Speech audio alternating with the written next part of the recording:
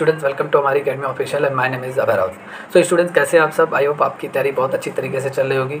आप सभी स्टूडेंट अपने अपनी तैयारी में, अपने अपने एग्जाम की तैयारी में सभी लोग लगे होंगे। प्रिपरेशन आपकी अच्छी चल रही होंगी। एंड देन आज की ये जो क्लास है, ये UPSSC ऑडिटर्स के क्लास के बारे में है। आज हम लोग UPSSC ऑडिटर्स का जो एक इम्पॉर्टेंट टॉपिक है उसको आज हम लोग कवर करेंगे। ये क्लासेस कंटिन्यू आपको मिल रही हैं, क्लियर। आज के इस क्लास में हम लोग इम्पॉर्टेंट टॉपिक जो आपका है व्हाट इज़ ऑडिटिंग, ऑडिटिंग क्या होता है इसके बारे में पूरा जानेंगे, डिटेल में जानेंगे कि ऑडिटिंग होता क्या है। क्योंकि UPSSC ऑडिटर्स की ये जो वैकेंसी आई है, ऑडिटर्स की वैकेंसी आई है, और इसके लिए सबसे जो इम्पॉर्टेंट टॉपिक है वो है ऑडिटिंग, क्लियर। ऑडिटिंग से आपके बहुत सारे क्वेश्चन आते हैं, क्लियर। देन आज के क्लास में हम लोग जानेंगे कि ये व्हाट इज़ ऑडिटिंग, ऑडिटिंग आपका होता क्या है, क्लियर। इसको जानेंगे। एंड इन सबके साथ साथ आपके ऑब्जेक्टिव ऑफ ऑडिटिंग्स, मतलब ऑडिटिंग के आपके ऑब्जेक्टिव्स क्या क्या हैं, क्लियर। मतलब इसकी विशेषताएं क्या क्या हैं, इसको हम लोग पूरा कवर करेंगे। एंड थर्ड जो टॉपिक है वो advantage and importance of auditing, मतलब लाभ, ऑडिटिंग के लाभ और उसकी विशेषताएं, ठीक है। ये पूरा आज हम लोग इस क्लास में पूरी तरीके से देखेंगे। क्या क्या चीज़ें ऑडिटिंग से क्या क्या हमें लाभ होते हैं, कौन कौन सी चीज़ें हमारे लिए महत्वपूर्ण हैं, ये हम पूरा आज के इस सेशन में देखेंगे।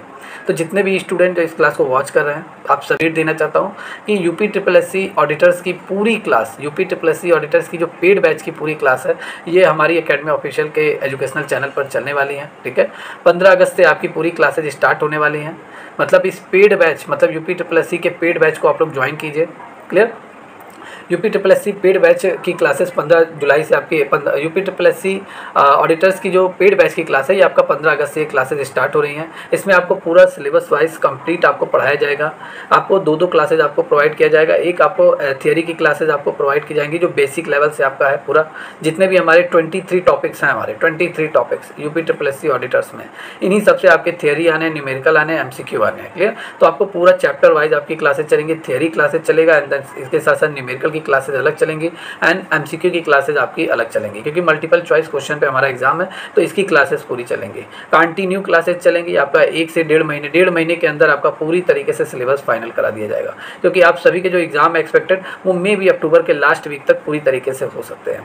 तो ये पूरी क्लासेज आपको 15 अगस्त से आपको मिल रही हैं पूरी तरीके से, क्लियर। आप सभी लोग पेड बैच को ज्वाइन करना ना भूलें। पेड बैच की खासियत यह है कि ये बाइलिंगुअल मोड में ये क्लासेज चलेंगी। इंग्लिश हिंदी का कोई इशू नहीं है। इंग्लिश मीडियम का स्टूडेंट वो भी इस पेड बैच को ज्वाइन कर सकता है, हिंदी का भी स्टूडेंट इस पेड बैच को ज्वाइन कर सकता है, क्लियर। एंड देन ये क्लासेज आपको बेसिक टू हाई लेवल मिल रही है। थियोरी की क्लासेज मिलेंगी, MCQ की क्लासेज मिलेंगी, एंड न्यूमेरिकल की क्लासेज आपको मिलेंगी। ये सारी क्लासेज आपको ऐप पर मिलेंगी, ठीक है। एंड इन सबके साथ साथ आपको आफ्टर क्लास के बाद PDF notes, handwritten notes, ये सब आपको फ्री आपको ऐप पर ही पूरा अपलोड कर दिया जाएगा। आफ्टर क्लास के बाद आप सभी नोट्स को आप वहाँ पर डाउनलोड कर सकते हैं, अपनी स्टडी चालू कर सकते हैं। इन सबके साथ साथ आपको mock test, daily mock test आपको प्रोवाइड कराया जाएगा। कॉमर्स के जो इंपॉर्टेंट क्वेश्चन होते हैं उनके मॉक टेस्ट भी आप सभी को कराए जाएंगे, क्लियर। तो आप लोग पेड बैच को ज्वाइन करना ना भूलें। पेड बैच को ज्वाइन करने के लिए आपको क्या करना है, आपको गूगल प्ले स्टोर पर जाना है, वहाँ से आपको हमारी एकेडमी ऑफिशियल ऐप डाउनलोड करना है। ऐप को डाउनलोड करने के बाद रजिस्टर करना है, लॉगिन करना है। देन आप पेड कोर्सेज वाले ऑप्शन में जाके आप पूरी तरीके से कोर्स को बाई कर सकते हैं, क्लियर। जितने भी स्टूडेंट को क्वेरी आ रही है, मतलब कोई भी क्वेरी है, नहीं डाउट क्लियर हो रहा है, तो आप इस दिए गए नंबर पर कॉल करके पूरी तरीके से पेड बैच के बारे के रिगार्डिंग आप पूरी जानकारी हासिल कर सकते हैं, क्लियर। देन चलते हैं, अब हम लोग आज की क्लास स्टार्ट करते हैं। एंड डेफिनेशन ऑफ ऑडिटिंग, मतलब ऑडिटिंग के जो मीनिंग क्या क्या होता है, इसका डेफिनेशन क्या होता है, ये हम पूरा देखेंगे। ऑडिटिंग होता क्या है, इसको हम पूरा बेसिक लेवल से देखेंगे, क्लियर। तो अंकेक्षण जो आपका होता है, ये अंग्रेजी के ऑडिटिंग शब्द हिंदी का अनुवाद है। अंकेक्षण जो है ये हिंदी के शब्द ऑडिटिंग का एक क्या है, अनुवाद। चलिए आज की क्लास में हम लोग देखेंगे meaning and definition of auditing. Auditing का मीनिंग क्या होता है, अभिप्राय क्या होता है, मीनिंग क्या होता है, अर्थ क्या होता है, और इसकी परिभाषा पूरा देखेंगे। बेसिक लेवल से जानेंगे ये ऑडिटिंग होता क्या है, clear. Then auditing is the Hindi translation of English word auditing which is derived from the Latin word audire which mean to hear. मतलब जो ये आपका अंकेक्षण होता है, ये अंग्रेजी भाषा के ऑडिटिंग शब्द का हिंदी अनुवाद है। ऑडिटिंग का हिंदी अनुवाद है क्या, अंकेक्षण, अंग्रेजी भाषा के, जो कहाँ से लिया गया, लैटिन भाषा से लिया गया, लैटिन भाषा के ऑडिर शब्द से लिया गया है, ठीक है। जिसका मतलब क्या होता है, जिसका अर्थ होता है सुनना, मतलब टू हियर, क्लियर। तो ऑडिटिंग शब्द, अंकेक्षण शब्द अंग्रेजी भाषा के ऑडिटिंग से लिया गया है, क्लियर। जो लैटिन भाषा के शब्द ऑडिर से बना हुआ है, और इसका मतलब क्या होता है, टू हियर, मतलब सुनना होता है, क्लियर। देन नेक्स्ट देखते हैं, आगे चलते हैं। देखिए यहाँ पे अगर हम बात करेंगे अंकेक्षण होता क्या है, इसके मीनिंग वगैरह और भी इसको डीप जानते हैं कि ये होता क्या है, क्लियर। प्रारंभ में अंकेक्षण केवल रोकड़ पुस्तक की जांच तक ही सीमित था। मतलब पहले क्या होता था, जो अंकेक्षण आपका ऑडिटिंग होता था केवल और केवल कैश बुक की ही पूरी जांच होती थी, ठीक है। मतलब ओनली और कैश बुक जो आपका होता है, रोकड़ बुक आपका होता है, उसी की ही जांच की जाती थी, वहीं तक ही सीमित था, वहीं पे ही ऑडिटिंग का वर्क पूरी तरीके से समाप्त हो जाता था। मतलब हम कह सकते हैं in the beginning auditing was confined to checking the cash book only. लेकिन अब क्या है, but in the present time the field of auditing has become very wide. लेकिन आज के वर्तमान समय में अंकेक्षण का जो क्षेत्र है, अंकेक्षण का एरिया है, अंकेक्षण मतलब कार्य करने का, पूरा ऑडिट करने का जो क्षेत्र है, एरिया है, वो पूरी तरीके से विस्तृत हो गया है। क्लियर, बहुत तरीके से विस्तृत हो गया है। एंड देन यहाँ पे अगर हम बात करेंगे in the present time the meaning of audit is it is such an examination of entire accounting book of an organization which is done by qualified and impartial person, usually by a chartered accountant, on the basis of voucher forms and information received from the organization, so that the information can be received properly. Mean हम यहाँ पे कह सकते हैं कि वर्तमान समय में जो अंकेक्षण का आशय है वो किसी संस्था की, मतलब कोई इंस्टीट्यूशन है, उसकी संपूर्ण लेखा पुस्तकों की जांच करने है। संपूर्ण लेखा पुस्तकों की जांच करने से है मतलब जितने भी हमारे अंकेक्षण में, मतलब जितने भी हमारे अकाउंटिंग में जो बुक्स वगैरह बनते हैं, सब्सिडरी बुक जैसे purchase book, sales book, return book, ठीक है, purchase return, sales return, bills payable, interest account, ठीक है, इंटरेस्ट बुक, बैंक बुक आपका जो बनता है, कैश बुक आपका बनता है, इन सभी और इन सबके साथ साथ जितने भी आपके लेजर वगैरह होते हैं, इन सभी के, ठीक है, वर्तमान में सभी के संपूर्ण लेखा पुस्तकों की जांच से है। और ये सभी जांच कौन करता है? जो एक योग्य और निष्पक्ष व्यक्ति, संस्था, मतलब चार्टर्ड अकाउंटेंट द्वारा यह किया जाता है। किसके द्वारा किया जाता है? मतलब ये अंकेक्षण ये आपका एक योग्य और निष्पक्ष व्यक्ति द्वारा किया जाता है। क्लियर, मतलब प्रायः चार्टर्ड अकाउंटेंट द्वारा किया जाता है। एक सीए ही होता है जो एक किसी कंपनी का चार्टर्ड अकाउंटेंट होता है। क्लियर, मैंने आपको बता रखा है कि ये जैसे पहले क्लास में कि आपके अंकेक्षण कितने प्रकार के होते हैं। क्लियर, अंकेक्षक आपके कितने प्रकार के होते हैं, मतलब ऑडिटर, ये तो मैं ऑडिट आज हम लोग पढ़ रहे हैं कि ऑडिट होता क्या है। वैसे ऑडिटर कितने टाइप्स के होते हैं, मतलब अंकेक्षक आपके कितने टाइप के होते हैं, तो आपके 3 टाइप के होते हैं। एक इंटरनल ऑडिटर आपका होता है जो मतलब जिस कंपनी का, मतलब उस कंपनी का ही सदस्य होता है, कंपनी का ही वो पूरी तरीके से मेंबर होता है, वो अंकेक्षक होता है, ऑडिटर होता है। वही कंपनी के सभी लेखा पुस्तकों की जाँच वाँच करता है, वही रिपोर्ट तैयार करता है। ठीक है, एंड सेकेंड जो होता है एक्सटर्नल ऑडिटर, जो बाहरी अंकेक्षक होता है, बाहर से ये नियुक्त किए जाते हैं किसी कंपनी के फाइनेंशियल इंस्टीट्यूशन, मतलब फाइनेंशियल रिपोर्ट जो तैयार करने का काम होता है, जितने भी वाउचर्स वगैरह की सहायता से जितने भी वो रिपोर्ट तैयार करता है कंपनी के लिए, वो आपका एक्सटर्नल ऑडिटर्स होता है। और थर्ड आपके होते हैं गवर्नमेंट ऑडिटर्स। गवर्नमेंट ऑडिटर्स आपके कौन होते हैं?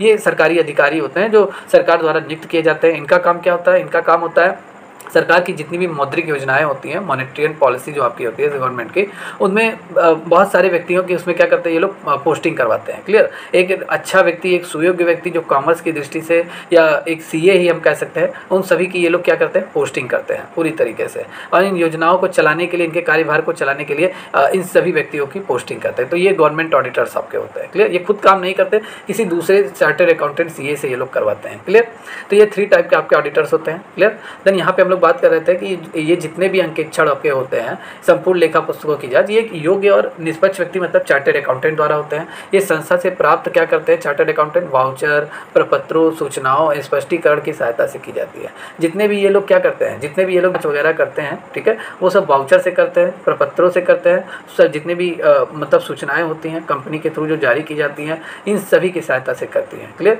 ताकि यह जानकारी ठीक से प्राप्त हो सके, पूरी तरीके से ठीक से जानकारी प्राप्त हो सके, इसलिए ये वाउचर्स का हेल्प लेते हैं। क्लियर, एंड देन ठीक से अगर ये लोग काम करेंगे, ठीक है, तो कौन कौन सी चीज़ें ये लोग ध्यान में रखेंगे? सबसे पहले ये वाउचर्स इन सभी के हेल्प से ये लोग वर्क करते हैं ताकि ठीक से जांच हो सके। तो कौन कौन से जांच ठीक से हो सके? संपूर्ण अवधि के संपूर्ण व्यवहार का लेखा ठीक प्रकार से किया गया है कि नहीं किया गया है, ये पूरा अंकेक्षक देखता है। ठीक है, अंकेक्षक देखता है, और ये अंकेक्षण के थ्रू देखता है, ऑडिटिंग के थ्रू चार्टर्ड अकाउंटेंट ये देखता है whether the accounting of all transaction of the related period has been done properly और नॉट। मतलब पूरी तरीके से जो एक फाइनेंशियल ईयर में जितने भी, ठीक है, फाइनेंशियल ईयर में भी जितने भी ट्रांजैक्शन हुए हैं, क्या ये पूरी तरीके से इनका ट्रांजैक्शन किया गया है कि नहीं, इनका अकाउंटिंग किया गया है कि नहीं किया गया है। जितने भी ट्रांजैक्शन हुए हैं क्या उनकी अकाउंटिंग की गई है कि नहीं की गई है, ये अंकेक्षक देखता है, अंकेक्षक देखता है। क्लियर, ऑडिटर्स इन सभी को देखता है, जो सीए वगैरह होते हैं ये सब इन्हीं चीज़ों को देखते हैं। एंड अंकेक्षण में हम क्या देखते हैं? संबंधित अवधि के तैयार किया गया लाभ हानि खाता, ठीक है, संस्था को लाभ हानि की वित्तीय स्थिति प्रकट करता है। मतलब वेदर और not the profit loss account prepared for the relevant period रिवेल the true position of profit and loss of the entity. ठीक है, एंटिटी। तो यहाँ पे क्या होता है, यहाँ पे अंकेक्षण के थ्रू हमें ये मालूम चलता है, अंकेक्षण ऑडिटिंग के थ्रू, ऑडिटर जो ये पूरा मतलब जांच वगैरह करता है, तो वो ऑडिटिंग के थ्रू हमें ये मालूम चलता है कि जो फाइनेंशियल ईयर आपका है, ठीक है, संबंधित अवधि के लिए जितने भी अभी तक प्रॉफिट एंड लॉस अकाउंट जो तैयार किया गया है, उससे हमें ये मालूम चलता है कि हमारे बिजनेस की स्थिति कैसी है, हमारे बिजनेस की स्थिति कैसी है, हमारे कंपनी की सिचुएशन कैसी है, मतलब रियल सिचुएशन कंपनी की पूरी तरीके से मालूम चल जाती है। क्लियर? ट्रू पोजीशन, हमारे कंपनी की पोजीशन क्या है, घाटे में कंपनी चल रही है या प्रॉफिट में कंपनी चल रही है, कितनी लायबिलिटी है कंपनी की, या कंपनी के पास कितने एसेट्स है, ये पूरा पोजीशन मालूम चल जाता है। इसकी हेल्प से अंकेक्षण से, ठीक है, अंकेक्षक की सहायता से अंकेक्षण में मालूम होता है, मतलब ऑडिटिंग में ये पूरी तरीके से मालूम हो जाता है। किसी भी संस्था की जब ऑडिट की जाती है, मतलब जांच वगैरह की जाती है, ठीक है, लेखांकन किया जाता है, तो पूरी तरीके से मालूम चल जाता है। एंड देन थर्ड आपका है ऑडिटिंग के हेल्प से पूरी तरीके से जो तैयार किया गया जो चिट्ठा होता है, मतलब बैलेंस शीट होता है, वो एक निश्चित तिथि पर संस्था की सही एवं वास्तविक आर्थिक स्थिति को प्रकट करता है या नहीं। क्लियर? मतलब पूरी तरीके से weather the prepaid balance sheet reveals the correct and actual financial position of the organization as on a certain date or not। मतलब पूरी तरीके से जो बैलेंस शीट तैयार किया गया है कंपनी का, पूरी तरीके से कंपनी का जो बैलेंस शीट तैयार किया गया है, ऑडिटर्स ये देखता है कि क्या ये बैलेंस शीट सही है कि नहीं सही है, क्या वो आपके मतलब जिस कंपनी के लिए तैयार किया गया है उसकी निश्चित तिथि तक, फिक्स डेट तक, या सही आर्थिक स्थिति प्रकट करता है कि नहीं प्रकट करता है। आर्थिक स्थिति मतलब हम यहाँ पे कह सकते हैं एक्चुअल फाइनेंशियल पोजीशन प्रकट करता है, शो करता है कि नहीं करता है उस कंपनी का। क्लियर? जिस कंपनी ने फाइनेंशियल मतलब बैलेंस शीट तैयार किया हुआ है, तो अंकेक्षक को बैलेंस शीट को वेरीफाई करेगा, देखेगा, और वो ये अनुमान लगाएगा क्या ये बैलेंस शीट इस कंपनी का सही एक्चुअल फाइनेंशियल पोजीशन शो कर रहा है कि नहीं शो कर रहा है। तो इन सब चीज़ों को ऑडिटर्स ध्यान में देता है। क्लियर? एंड देन सभी लेखा पुस्तकें नियमानुसार तैयार की गई हैं कि नहीं की गई हैं, एवं लेखा पूर्ण है कि नहीं पूर्ण है। वर्तमान में अंकेक्षण के अंतर्गत संस्था की संपत्ति दायित्वों का सत्यापन, मूल्यांकन, लागत अंकेक्षण, अंतिम खातों का प्रारूप परीक्षण, वित्तीय विवरणों का विश्लेषण, अनेक कार्यों का समावेश किया जा सकता है। क्लियर? तो मतलब हम यहाँ पे बात करने वाले हैं कि पूरी तरीके से जो whether all the books of the accounts have been prepared according to the rules और नॉट। मतलब जितनी भी बुक्स अभी तक तैयार की गई हैं, ठीक है, अकाउंट्स की लेखा पुस्तकें जितनी भी तैयार की गई हैं, क्या ये सभी बुक, ठीक है, लेखापूर्ण है कि नहीं है। क्लियर? लेखापूर्ण मतलब prepared according to the rules के अकॉर्डिंग तैयार किया गया है कि नहीं तैयार किया गया है। एंड इन सबके साथ साथ आपका at the present verification and evaluation of assets and liability of organization under audit and cost audit। मतलब जितनी भी, ठीक है, जितनी भी अंकेक्षण के अंतर्गत हम क्या करते हैं, एक संस्था की जितनी भी एसेट्स हैं, जितनी भी लायबिलिटी है, उन सभी का हम मूल्यांकन भी कर सकते हैं, मतलब पूरी तरीके से जान सकते हैं कि कंपनी के पास कितना एसेट्स है, कितनी उसकी लायबिलिटी है। एंड उसके बैलेंस शीट मतलब अंतिम खातों का प्रारूप परीक्षण भी हम पूरी तरीके से देखकर, उसके बैलेंस शीट को देखकर हम ये कह सकते हैं कि क्या संस्था प्रॉफिट में चल रही है या लॉस में चल रही है। उसके जितने भी वर्किंग प्रोसेस हैं, उन सभी का हम एनालिसिस कर सकते हैं। क्लियर? तो ये होता है आपका ऑडिट। ठीक है, तो हम लोगों ने क्या देखा, हम लोगों ने देखा कि ये ऑडिटिंग आपके होते क्या हैं। क्लियर? सबसे पहले ऑडिटिंग आपके होते क्या हैं, ये हम लोगों ने देखा। एंड ऑडिटिंग में किन किन चीज़ों को ध्यान में दिया जाता है, किन किन ऑडिटिंग से किन किन चीज़ों को जानने में हमें सहायता मिलती है। क्लियर? कौन कौन सी चीज़ों में, ठीक है। एक कंपनी का बैलेंस शीट की सहायता से हम ऑडिट की वजह से ही पूरी तरीके से जान सकते हैं कि कंपनी प्रॉफिट में है कि लॉस में है, एसेट्स कितने हैं, लायबिलिटियाँ कितनी हैं, पूरा ये आपको मालूम चलता है ऑडिट की हेल्प से। क्लियर? ऑडिटिंग की हेल्प से। चलिए यहाँ पर अगर हम बात करेंगे, बहुत बार क्या होता है कि बहुत सारे जो इकोनॉमिस्ट होते हैं, ठीक है, उन सभी के जो डेफिनेशन वगैरह होता है यही एग्जाम में पूछ लिया जाता है। तो आज हम लोग देखेंगे जोसेफ लंकास्टर के अनुसार अंकेक्षण से तात्पर्य जांच, प्रमाणन व सत्यापन की ऐसी प्रक्रिया से है जिसके द्वारा अंकेक्षक मतलब ऑडिटर क्या करता है, बैलेंस शीट की शुद्धता अशुद्धता का पता लगाता है और सुविधापूर्वक यह कह सकता है, मतलब जो सीए रहता है, अंकेक्षक रहता है, वह ये कह सकता है कि अंकेक्षण प्रपत्रों, प्रमाणकों, हिसाब किताब की पुस्तकों का एक अनुसंधान है जिसमें पुस्तकें लिखी जाती हैं ताकि अंकेक्षक चिट्ठे एवं अन्य विवरण पत्रों के संबंध में जो इन पुस्तकों में बनाए गए हैं अपनी रिपोर्ट उन व्यक्तियों को दे सके जिन्होंने इस रिपोर्ट को देने के लिए नियुक्त किया गया है, जिन्होंने उसे रिपोर्ट देने के लिए नियुक्त किया है। क्लियर? मतलब according to the Joseph Loster के अकॉर्डिंग क्या क्या है, audit refer to such, clear, audit refer to such a process of checking certification and verification by which the auditors find the correctness or inaccuracy of the balance sheet. Auditing के help से auditors क्या मालूम कर लेता है पूरी तरीके से, मतलब बैलेंस शीट की इनएक्यूरेसी और करेक्टनेस, मतलब सही है कि नहीं सही है, ये पूरा जान सकता है. Clear. So it can be conveniently said auditing is a study of form, voucher and books of account from which the books are written as so to verify auditors and book and other statement made from these books to give his report and to the person who appoints him to the report him. Clear. मतलब auditors क्या होता है, पूरे balance sheet की जांच कर सकता है, बैलेंस शीट सही है कि नहीं सही है ये प्रमाणित कर सकता है, एंड इन सबके साथ साथ अपनी रिपोर्ट भी तैयार कर सकता है. रिपोर्ट उन लोगों को देगा जो उस अंकेक्षण को नियुक्त किया है, मतलब उस कंपनी का जो CEO होगा या कोई भी अधिकारी होगा उस कंपनी का बड़े पद पे होगा, वो उसको नियुक्त जो जिसने किया हुआ है उसको वो रिपोर्ट भी दे सकता है. क्लियर. चलिए यहाँ पे हम लोग बात करेंगे, कंक्लूजन देख लेते हैं, निष्कर्ष क्या होता है ऑडिटर का. तो अंकेक्षण से यहाँ से किसी ऐसी संस्था की लेखा पुस्तकों, आलोचनाओं, जांच से है जो एक निष्पक्ष योग्य निष्पक्ष व्यक्ति द्वारा प्रमाणक मतलब वाउचर, डॉक्यूमेंट, इंफॉर्मेशन, एक्सप्लेनेशन की सहायता से की जाती है, जिससे यह पता लगाया जा सके कि संस्था का लाभ खाता एक निश्चित अवधि के लिए सही लाभ या हानि दर्शाता है कि नहीं दर्शाता है. चिट्ठा एक निश्चित तिथि को सही एवं वास्तविक स्थिति प्रकट करता है कि नहीं, लेखन नियमानुसार किए गए हैं कि नहीं किए गए हैं. क्लियर. तो ये सब चीज़ें आपको किससे मालूम होती है, ऑडिटिंग से आपको मालूम होती है. क्लियर. ये सब हम लोग आगे देख चुके हैं, इसको हमने शॉर्ट में पूरी तरीके से देख लिया है. क्लियर. देन अब हम यहाँ पे बात करेंगे पूरी तरीके से कि अंकेक्षण के नए उद्देश्य तीन उद्देश्य कौन कौन से हैं. And there can be 3 objective of audit. Objective मतलब अंकेक्षण के उद्देश्य कौन कौन से होते हैं. ठीक है. तो अंकेक्षण के 3 उद्देश्य होते हैं. एक आपका होता है, ठीक है, 3 objective of the auditing. First आपका है स्पॉटिंग द चीट्स, मतलब कपटों को ढूंढना. पूरी तरीके से अंकेक्षण का जो फर्स्ट उद्देश्य होता है कि जितनी भी कपटें हुई हैं हमारे बिजनेस में उनको पूरी तरीके से स्पॉट करना. एंड सेकंड है त्रुटियों का पता लगाना, फाइंड एरर्स. बहुत सारे अकाउंटिंग करते समय बहुत सारी त्रुटियां हो जाती है, एरर्स हो जाते हैं, उनको पता लगाना. एंड थर्ड क्या होता है, फाइंडिंग थ्योरेटिकल एरर. सैद्धांतिक त्रुटियां भी बहुत सारी होती हैं, इनको ढूंढना होता है. सैद्धांतिक त्रुटियां मतलब थ्योरेटिकल एरर्स मतलब जिसमें इनकम एंड एसेट से रिलेटेड जितने भी हमारे एक्सपेंसेस वगैरह होते हैं, जितनी भी हमारी मतलब जितने भी हमारे एक्सपेंसेस होते हैं सैद्धांतिक त्रुटियों से लेकर, ठीक है, रेवेन्यू एंड कैपिटल से रिलेटेड, ठीक है, उन सभी एंट्रियों को ढूंढना पूरी तरीके से. क्लियर. उन सभी अकाउंटिंग को ढूंढना पूरी तरीके से. तो ये हमारे ऑडिट के ऑब्जेक्टिव्स हैं. ठीक है. ऑब्जेक्टिव ऑफ ऑडिटिंग हमारे क्या है, spotting the cheats, finding error and finding theoretical errors. ये हमारे उद्देश्य होते हैं ऑडिटिंग मतलब अंकेक्षण के. क्लियर. देन यहाँ पे हम लोग जानेंगे पूरी तरीके से अंकेक्षण के लाभ क्या क्या होते हैं, अंकेक्षण से हमें क्या क्या लाभ हो सकते हैं, advantage and importance of auditing. कौन कौन सी लाभ हमारी संस्था को मिल सकती है अंकेक्षण से. क्लियर. कंपनी को, एक कंपनी अगर अपने अंकेक्षण करवाती है, ऑडिटिंग करवाती है, ठीक है, तो उसको कौन कौन से लाभ और महत्व मिल सकते हैं. सबसे पहले उस कंपनी को अपने व्यवसाय की सही आर्थिक स्थिति का ज्ञान हो सकता है, knowledge of the through financial condition of the business. Second है कि trust worthiness of the articles, लेखों की विश्वसनीयता की जानकारी उसे हो सकती है कंपनी को अंकेक्षण की सहायता से कि जितने भी हमारे यहाँ अकाउंटिंग हुए हैं क्या उनकी सही ट्रांजेक्शन की गई है, उनकी सही एंट्री की गई है कि नहीं की गई है. इंक्रीज एम्प्लॉयज़ एफिशिएंसी, हमारे यहाँ जितने भी एम्प्लॉय काम कर रहे हैं कि नहीं कर रहे हैं, उनकी एफिशिएंसी क्या है, दक्षता उनकी क्या है, स्किलनेस उनकी क्या है. ठीक है. ये पूरा हमें ऑडिट की सहायता से मिल जाता है. ठीक है. पूरी रिपोर्ट हमें मिल जाती है. क्लियर. कर्मचारियों की कार्य क्षमता में वृद्धि, पूरा ज्ञान हो जाता है ऑडिटिंग के हेल्प से. एंड देन कंपनियों को अपने क्या होता है, control of error and frauds. कंपनियां ऑडिटिंग के हेल्प से क्या करती हैं, जितने भी त्रुटियां होती हैं, जितने भी छल कपट होते हैं, मतलब एरर और फ्रॉड जितने होते हैं, उन सबको रोक भी सकता है. ठीक है, ऑडिटिंग के हेल्प से. एंड प्रतिनिधि के द्वारा व्यापार करने में लाभदायक होना, मतलब to be profitable in trading through representative.